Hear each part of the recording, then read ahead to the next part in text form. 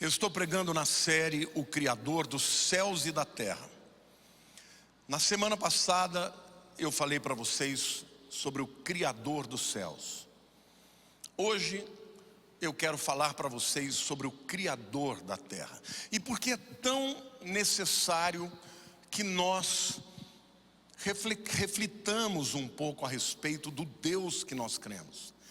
Porque do conhecimento que você tem a respeito dele, de quem ele é, do que ele é capaz, determina a sua fé e a sua convicção de como ele se relaciona com você. Amém?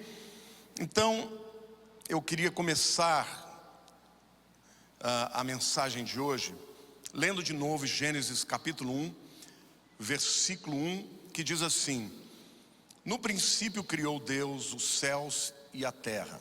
No português aqui nós temos 1, 2, 3, 4, 5, 6, 7, 8, 9 palavras. No hebraico são 7. Bereshit bara Elohim et hashamayim ve'et haaretz. Então são palavras muito poderosas. E eu hoje vou refletir nesta parte que diz que Deus criou a terra. Por que isso é tão importante? Porque, em primeiro lugar, estas palavras significam que Deus é onipotente. Quantos creem que Deus é onipotente? Essa é uma das verdades mais prevalentes, mais necessárias na teologia. Por quê, gente? Porque isso significa que Deus é capaz de fazer qualquer coisa que Ele quiser. Há um pastor puritano, que já morreu há muitos anos, chamado Stephen Charnock. Ele diz assim: o poder de Deus é a habilidade e a força através da qual Ele pode realizar qualquer coisa que deseje. Qualquer coisa que a sua infinita sabedoria dirija e qualquer coisa que a infinita pureza possa resolver. Assim como a santidade é a beleza dos atributos de Deus, seu poder é o que dá vida e põe em ação todas as perfeições da natureza divina. Quão vãos seriam seus eternos conselhos se o seu poder não pudesse executá-los? Quer dizer, que já adiantava Deus ser sábio se Ele não pudesse realizar o que Ele deseja, né? Sem poder, sua misericórdia seria uma mera pena. Como a gente, né? A gente olha para alguém e fica com pena, mas não pode fazer nada. Não, Ele é misericordioso e pode fazer. Sem poder, sua misericórdia seria uma mera pena. As suas promessas seriam palavras vazias. E as suas ameaças seriam como ameaças dos espantalhos. O poder de Deus é como Ele mesmo. É infinito, eterno, incompreensível, não pode ser checado, impedido, nem frustrado por qualquer uma das suas criaturas. Você pode aplaudir o Senhor? Esse é o nosso Deus. O grande teólogo Arthur Pink diz que nós precisamos tremer diante desse Deus, que nós precisamos adorar um Deus como esse, e que nós precisamos confiar num Deus como esse. O Salmo 90, gente, é um salmo lindo, porque fala da grandeza deste Deus. Os versículos 1 a 6, eu vou ler, dizem o seguinte: oração de Moisés, homem de Deus. Senhor, Tu tens sido o nosso refúgio, de geração em geração. Antes que os montes nascessem e se formassem a terra e o mundo, de eternidade em eternidade, Tu és Deus.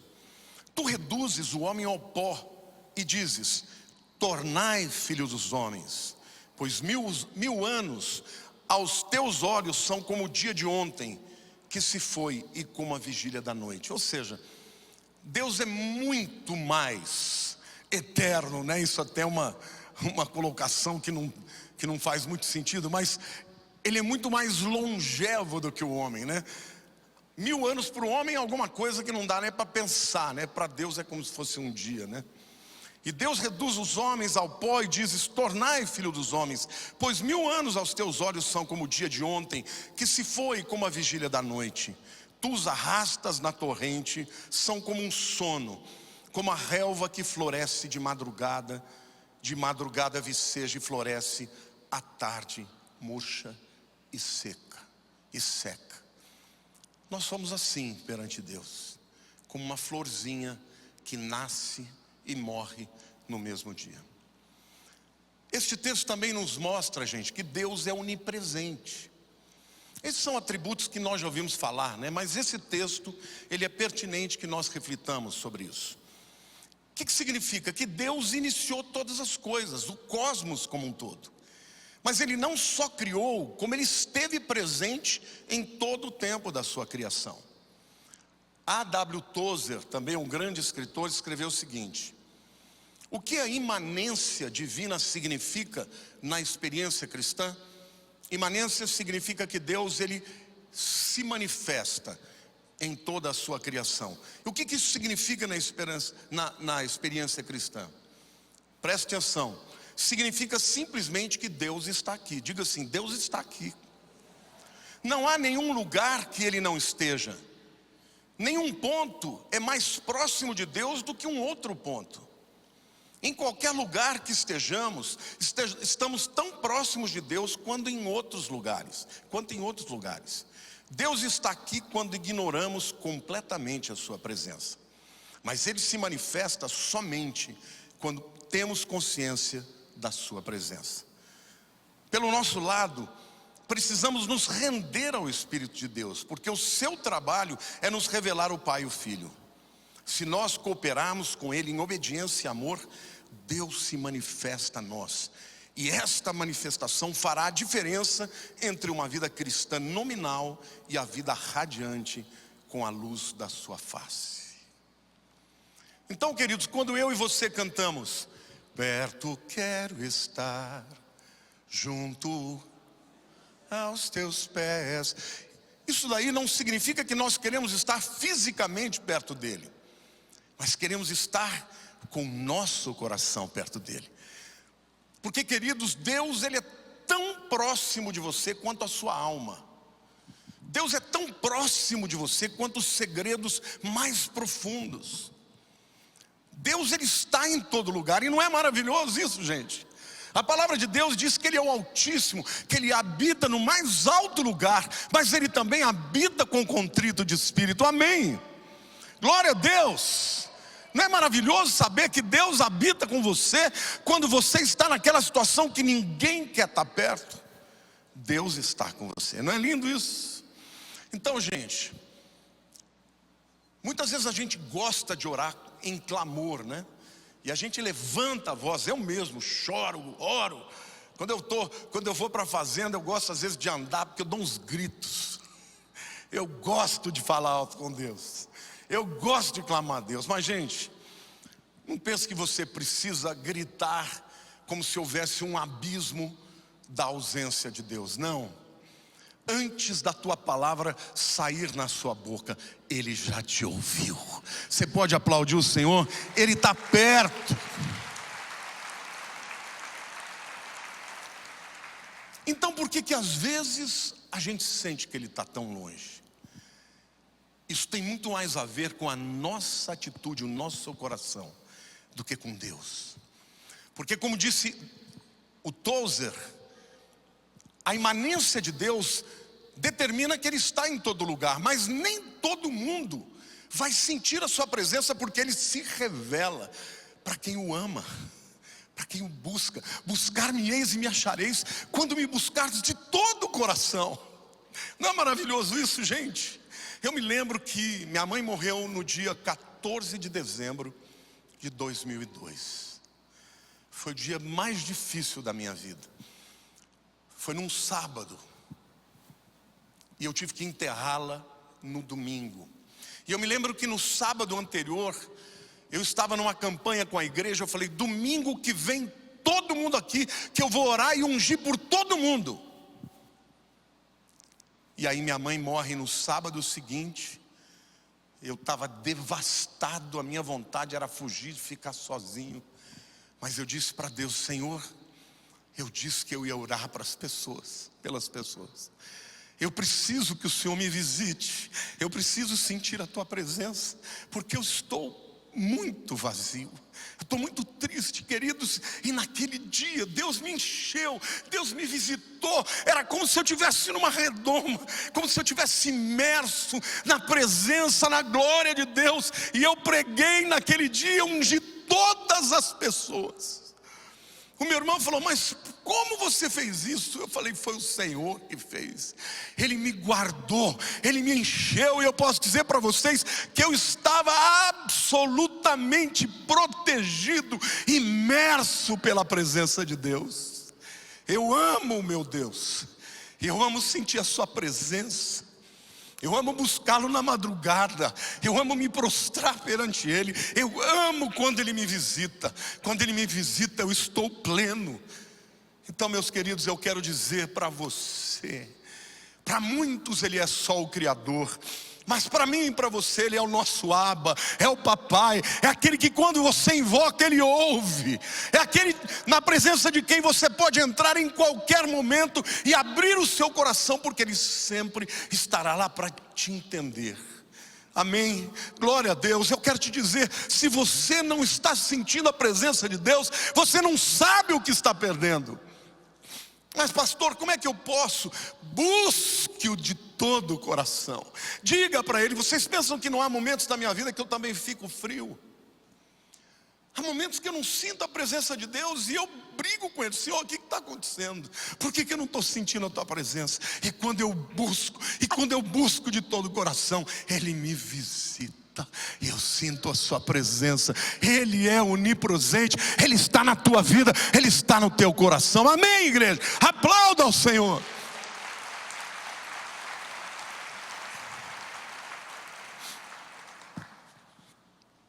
Esse Deus criou a terra.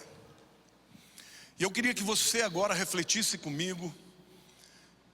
E talvez você já tenha sentido esse sentimento que eu vou expressar aqui agora ao olhar a terra ao redor.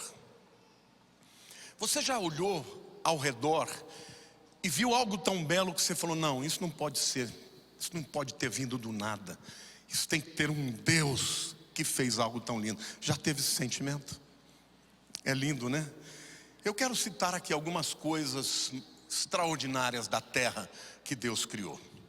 Você sabia que nas profundezas do oceano há correntes vulcânicas com águas muito quentes, com águas cheias de metal pesado, venenoso, e que ainda assim nesse bioma floresce a vida?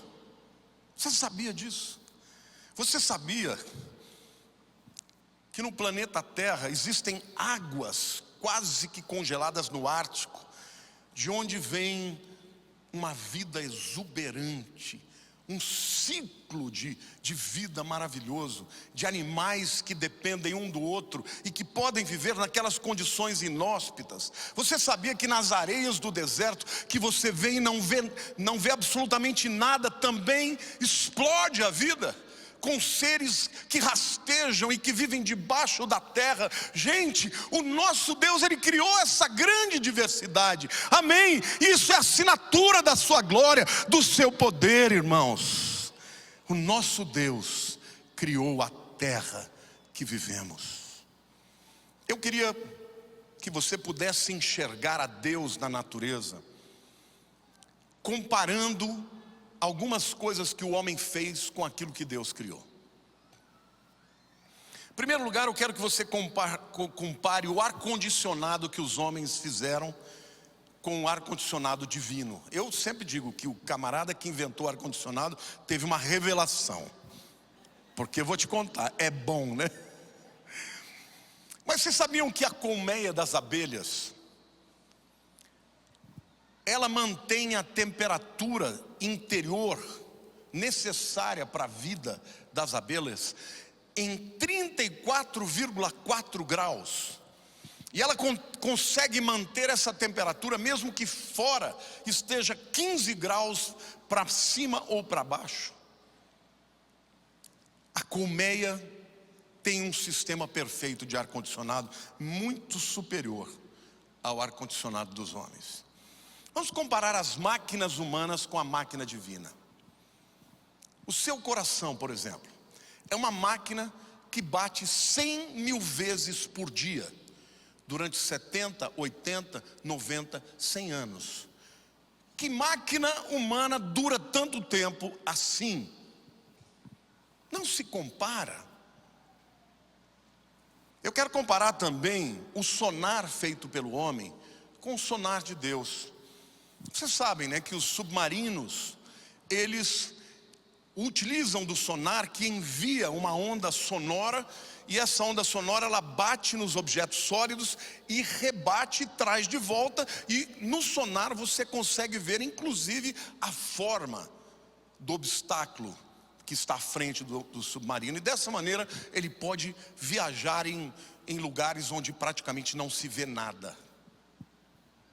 Mas se você pensar nos morcegos, eles utilizam a mesma técnica do sonar, e eles conseguem voar à noite, quando não tem nenhuma luz, e fazer manobras incríveis, e enxergar pelo som, né? Não enxergar, mas ouvir o som de insetos dos quais eles se alimentam. Tudo que o homem faz, Deus já fez muito antes e muito melhor. E comparar os computadores humanos com o cérebro. Você sabia que o teu cérebro, ele tem linhas neurais mais numerosas do que todas as linhas telefônicas do mundo colocadas juntas? Todos os cabos que envolvem a telefonia mundial. O nosso cérebro é assim.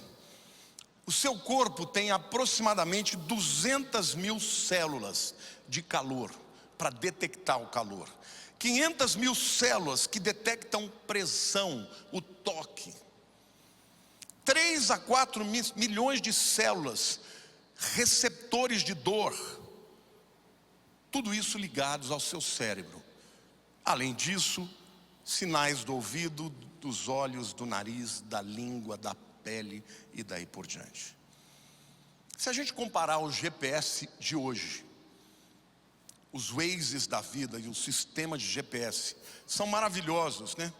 Mas você sabia que existem aves migratórias, por exemplo, que dão à luz, né? Que procriam no Alasca. Mas depois elas têm que migrar para o Havaí. E aí elas têm que voar 3.200 quilômetros em cima do mar, só com o GPS que está dentro delas. E o interessante é que elas, aliás é o contrário, viu? Elas procriam no Alasca e depois no Havaí, depois elas vão para o Alasca.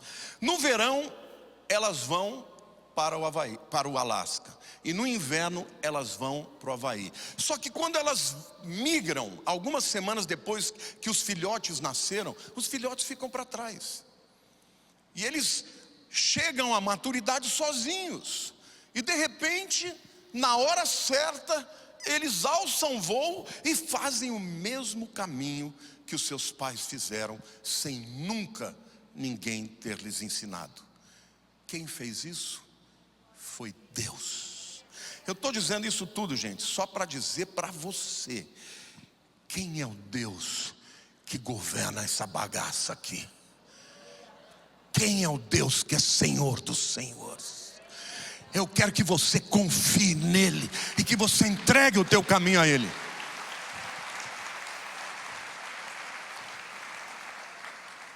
Muita gente fala, eu estou perdido. Não, você não está perdido, porque Deus é contigo.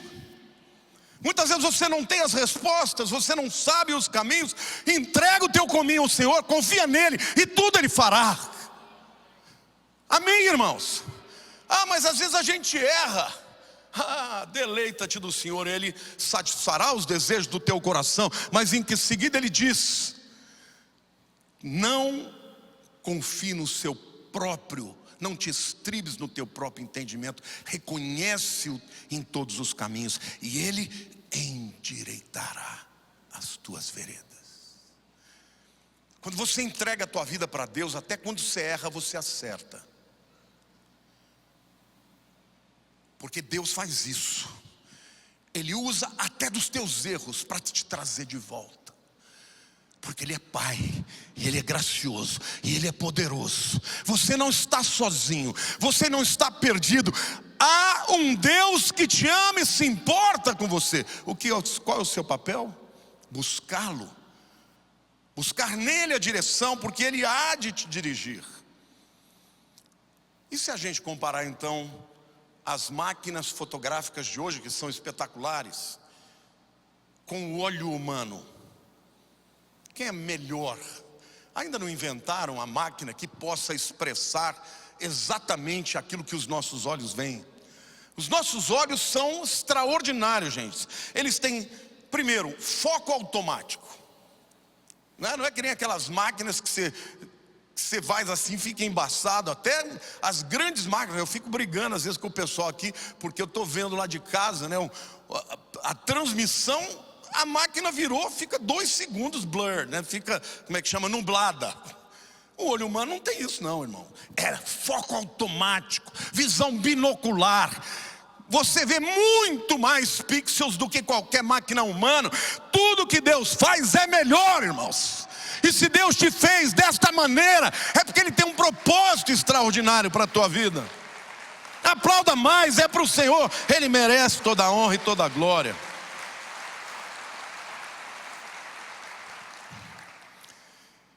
Em quinto lugar, eu quero dizer que Deus é o início da nova criação. É interessante porque muita gente não sabe, mas o versículo 1 diz: no princípio criou Deus os céus e a terra. E é óbvio que aquilo que Deus cria é perfeito, que aquilo que Deus faz tem ordem.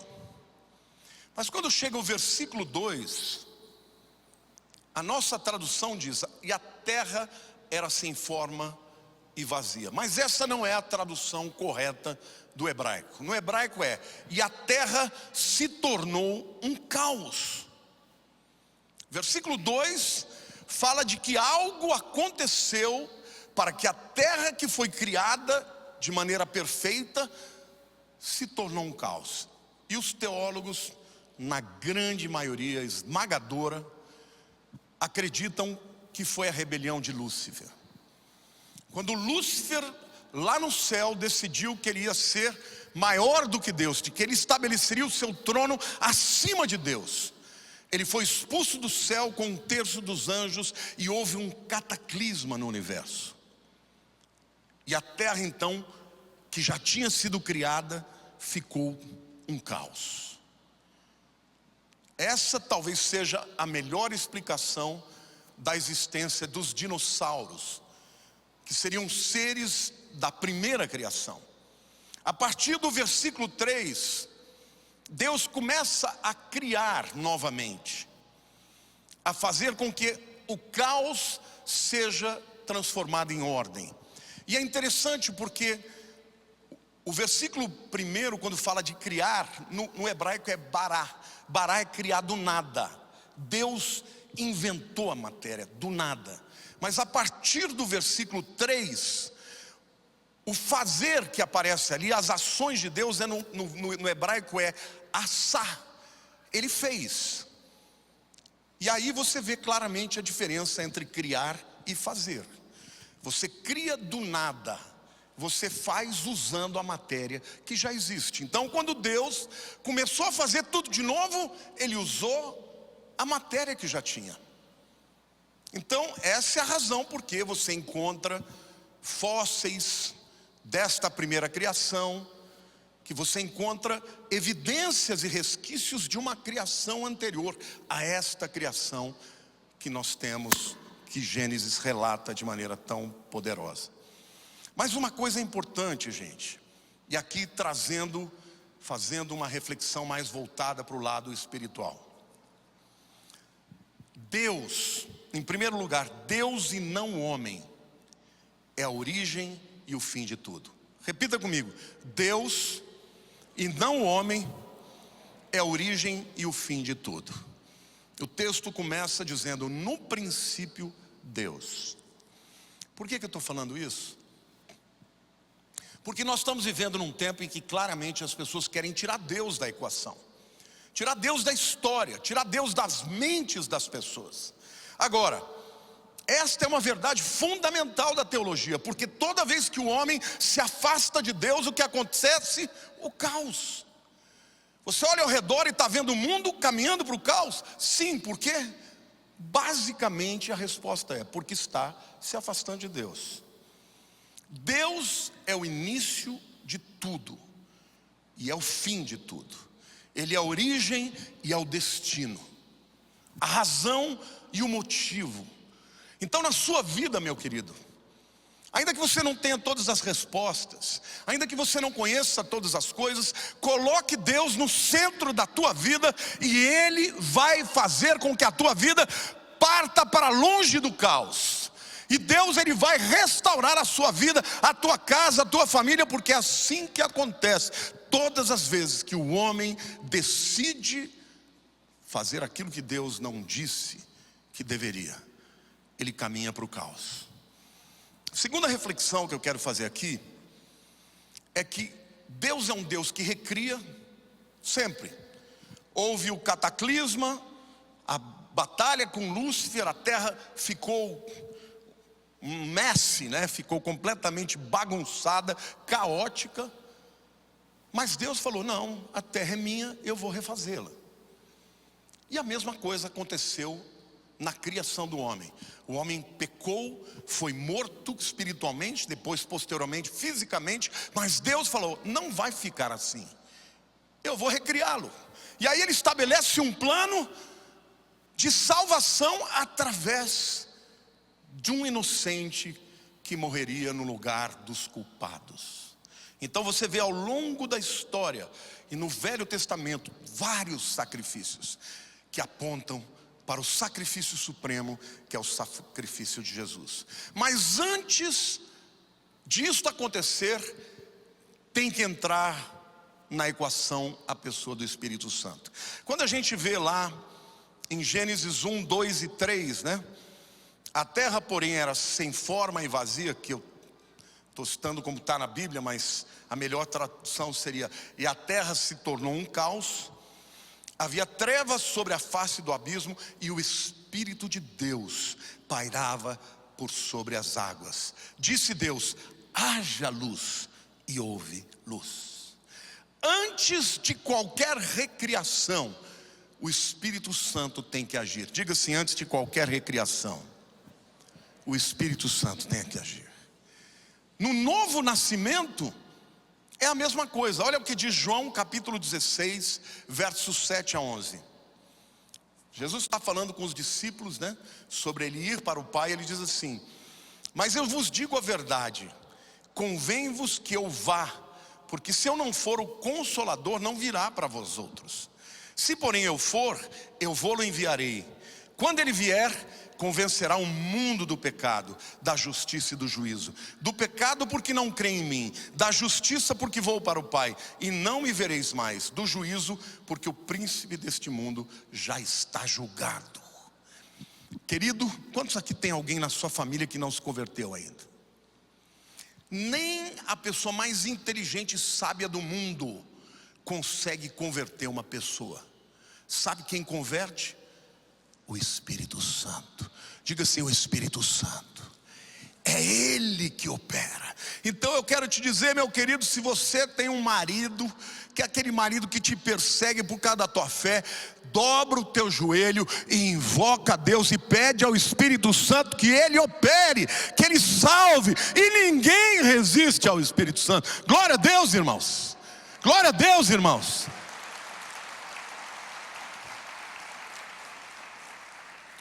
Da mesma maneira que o Espírito iniciou a recriação da vida, porque depois que o Espírito pairou sobre as águas, é que começou a vir a vida. Da mesma maneira, é o Espírito Santo quem provoca o novo nascimento. Seguindo a atuação do Espírito Santo, vem a palavra de Deus. Na história da recriação é: haja luz, e houve luz. A palavra determinou a criação. Na vida do nosso novo nascimento é a mesma coisa. Então deixa eu dizer algo muito importante para vocês. Todos os falsos sistemas teológicos, todos, sem exceção, sempre começam no homem. Se você é um cristão verdadeiro que quer se aprofundar em Deus, você tem que rechaçar aquilo que é contra a Bíblia. Porque a palavra de Deus traz vida, e filosofias humanas passam, meus irmãos. Vocês sabem que no início do século XX, Voltaire dizia que em 100 anos a palavra de Deus, a Bíblia, ia estar extinta. Ele falou, é um livro obsoleto, não sobreviverá a este século. Voltaire morreu. Sabe o que aconteceu com a casa dele hoje? É o centro da sociedade bíblica. Produz Bíblias. Deus tem bom humor, meus irmãos. Toda mentira nasce primeiro no diabo, que é o pai da mentira, e em homens que têm por objetivo destruir a verdade. Mas passarão os céus e a terra, e as minhas palavras não passarão. Amém, igreja? Fundamente a tua Bíblia, a vida na Bíblia. Eu quero que você entenda que a Bíblia tem linguagem humana, sim. Ela foi endereçada aos ouvidos humanos, sim. Foi escrita por mãos humanas, sim. Mas tem a sua origem em Deus. 2 Pedro 1:21 diz assim: porque nunca jamais qualquer profecia dada por vontade humana foi dada por vontade humana. Entretanto, homens santos falaram da parte de Deus, movidos pelo Espírito Santo. Quando o Espírito se une à palavra, à vida, à criação, à exuberância, a progresso. A palavra tem poder, irmãos. Eu cresci ouvindo de todo mundo ao meu redor que eu ia ser alguém destrutivo. Meus professores, na 4ª série, eu entrei com 5 anos no primeiro ano. Na 4ª série, com 8 anos de idade, meu professor falou, esse menino não vai mais entrar na minha sala, quis me expulsar. E se não fosse a minha mãe ir lá fazer um fuá, né? Porque em italiano é assim, não mexe com a gente. E ela foi lá e ele teve que me aguentar. Mas eu cresci ouvindo todo mundo dizer assim. Mas um dia o Espírito Santo entrou na minha vida, e a palavra de Deus entrou na minha vida, e aquilo que parecia morte se tornou vida. Então, meu querido, eu quero dizer, a palavra de Deus é capaz de fazer aquilo que o homem não pode fazer. Se você tem algo impossível na sua vida, pregue a palavra, creia a palavra, ore pelos seus filhos, e Deus vai fazer uma obra completa. Porque ninguém resiste à palavra de Deus quando ela é orada e quando o Espírito Santo age. Aleluia!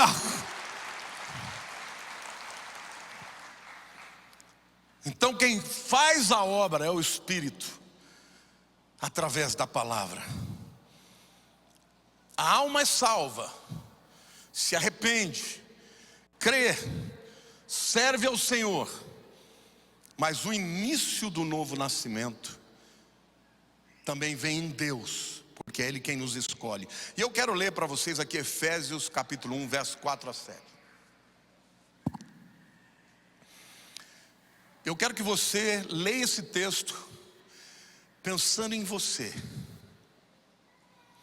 Assim como nos escolheu nele, antes da fundação do mundo, para sermos santos e irrepreensíveis perante Ele, e em amor nos predestinou para Ele, para a adoção de filhos, por meio de Jesus Cristo, segundo o beneplácito da sua vontade, para o louvor da glória da sua graça, que Ele nos concedeu gratuitamente no amado, no qual temos a redenção, pelo seu sangue, a remissão dos pecados, segundo a riqueza da sua graça.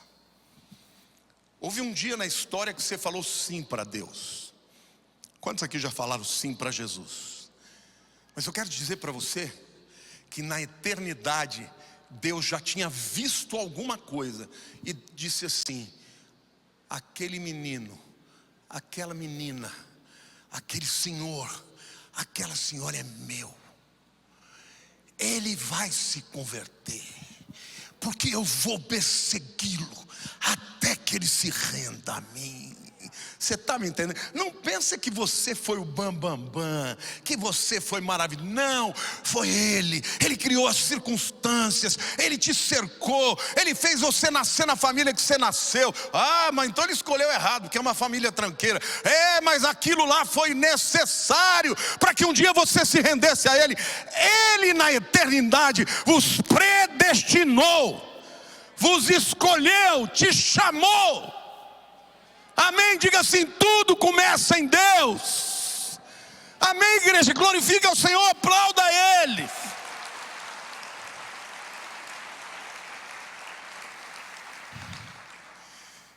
Queridos, Deus é o Criador dos céus e da terra. Você entende o que é soberania? Deus faz o que Ele quer. Deus faz o que lhe apraz. Quando Ele escolhe segundo o seu beneplácito. 1 Pedro 1,2 diz que foi segundo a presciência. Ele viu alguma coisa para que Ele escolhesse uns e não todos. Espera aí, pastor, então nem todo mundo tem direito à salvação? Todo mundo tem direito à salvação, porque Jesus morreu por todos. Mas que Deus viu alguma coisa lá na eternidade e falou: eu vou escolher esse aqui, eu vou escolher esse aqui. E como Spurgeon dizia, Spurgeon quando fazia pregações, ele falava: se você tiver escolhido, você vai aceitar. Mas então Deus é injusto? Não, Deus é totalmente justo. Ele sabia de algo que você e eu não sabemos agora. Talvez saibamos um dia. Por que Ele me escolheu? Eu não sei, mas Ele me escolheu. Você pode olhar para a pessoa do teu lado e dizer: eu não sei porque Ele me escolheu, mas Ele me escolheu. E porque escolheu, você disse sim. Mas então quer dizer, pastor, que eu sou um robô? Claro que não. Claro que não, Deus já sabia. E Ele criou tudo aquilo que era necessário para que você ouvisse a palavra, para que o Espírito te fizesse entender que você é um pecador. E isso tudo aconteceu lá na eternidade. Por que eu estou dizendo isso? Se Deus não poupou o seu próprio Filho, não nos dará juntamente com Ele todas as outras coisas? Você está com medo do futuro? O Senhor dos Senhores é teu Pai. Você está com medo do Apocalipse? Não, meu irmão, no Apocalipse a sua igreja é protegida, é arrebatada. No Apocalipse a sua igreja virá gloriosa para reinar com o Senhor. Amém, igreja? Então é tempo da igreja se levantar vitoriosa, firme nas promessas, porque as promessas de Deus não podem ser revogadas.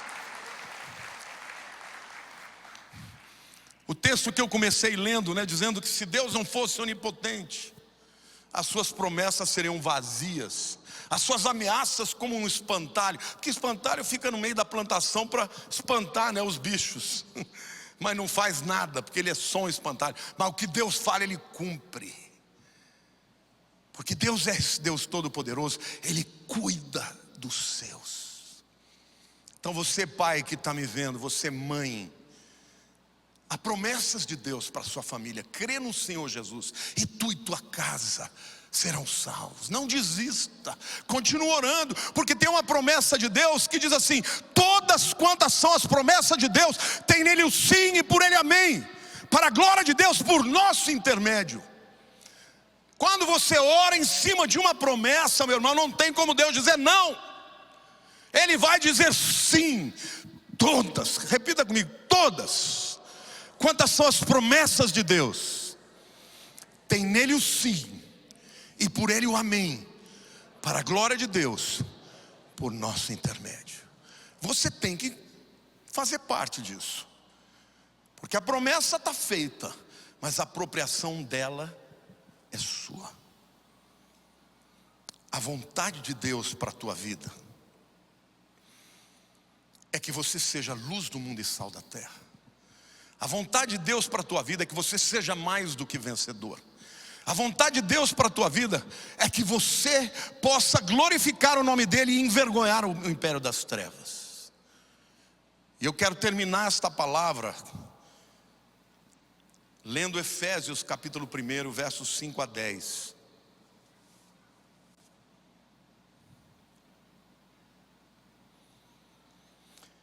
Nos predestinou para Ele, diga assim, para Deus, diga eu sou de Deus, para adoração, para adoção de filhos, diga eu sou filho, por meio de Jesus Cristo, segundo o beneplácito da sua vontade, diga Deus me quis.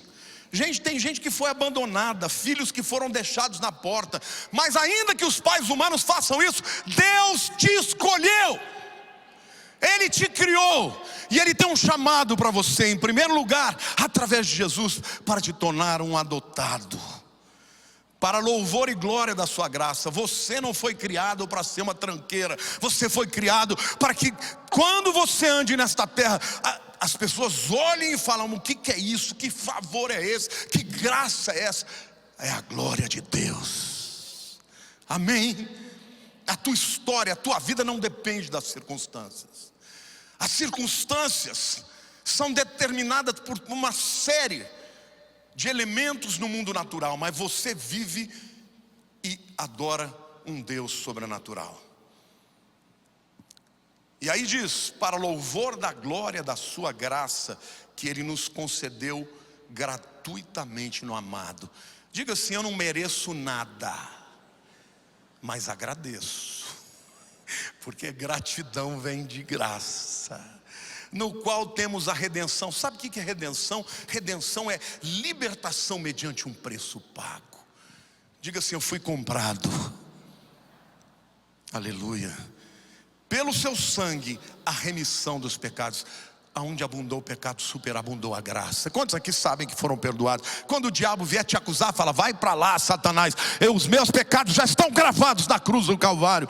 Amém, igreja? Levanta a cabeça, não deixa o diabo estabelecer sobre você uma visão tacanha, apequenada, assombreada, desesperada. Creia no propósito de Deus para a sua vida.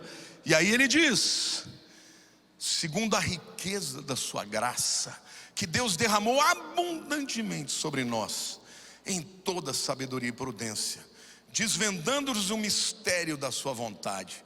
Você já entendeu? Você já entendeu que Ele te quis? Você já entendeu? Já desceu para o coração? Já desceu para o coração que você é especial? Já desceu para o seu coração que você não tem que ter medo de nada, porque quem está com Deus está protegido. O mistério da sua vontade, segundo o beneplácito que propuser em Cristo, de fazer convergir nele, na dispensação da plenitude dos tempos, todas as coisas, tanto as do céu quanto as da terra. Eu quero dizer algo para você, meu querido.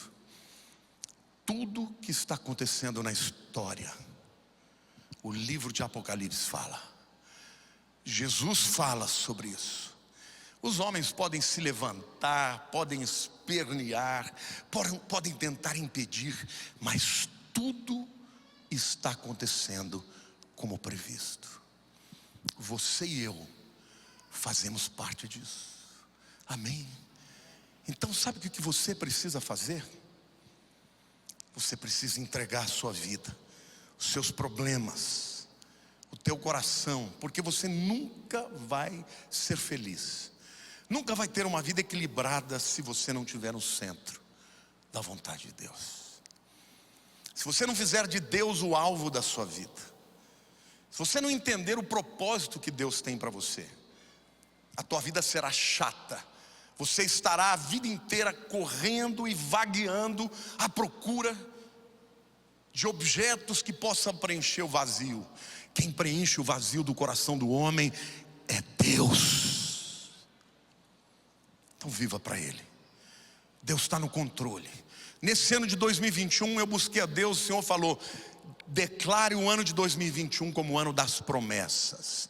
É o ano que quem crê vai viver o sobrenatural, o milagre. Deus vai prosperar o teu caminho de maneira que todos os seus pares que têm o mesmo tipo de negócio que você tem vão olhar para você e dizer: o que é que você tem? Você vai dizer: eu tenho um Deus que me favorece, um Deus de favor, de graça, de misericórdia, de amor. Amém, igreja? Porque é assim que você glorifica a Deus.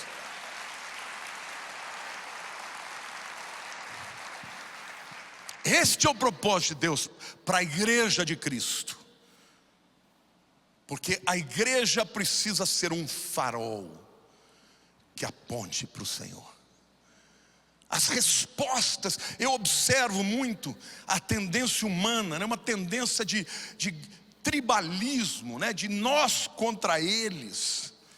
Os progressistas contra os conservadores, a direita contra a esquerda. Meus queridos, vocês acham que o que vai dar solução para esse mundo é direita ou esquerda? É uma visão progressista ou conservadora? Quem tem a solução para este mundo é o Rei dos Reis, é Jesus, o nosso Senhor. É Ele que nós devemos crer, a glória é dEle. E Deus quer usar a sua igreja como um povo profético, um povo favorecido, um povo que se destaca, porque todas quantas são as promessas de Deus, e a promessa de Deus se confunde com o seu propósito. A promessa de Deus, na verdade, é o instrumento através do qual Deus realiza o seu propósito. Todas as promessas de Deus, e você tem que conhecê-las. Porque se você não conhecer, é como ter dinheiro no banco e não saber a conta para tirar. Todas quantas são as promessas de Deus, tem nele o sim, e por ele é o amém, para a glória de Deus, por nosso intermédio. Nesse mundo, ou você será instrumento de glória para Deus, ou de vergonha. Ou você será um profeta da luz ou das trevas. A escolha é tua. O Deus em quem cremos é todo poderoso, misericordioso, gracioso.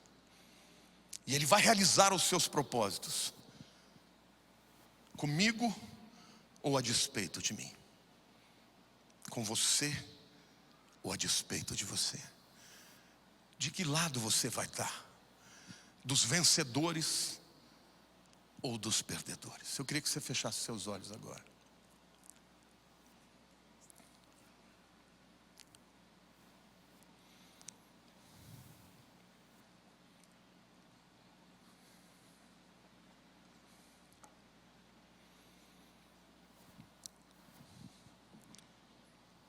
Deus está aqui,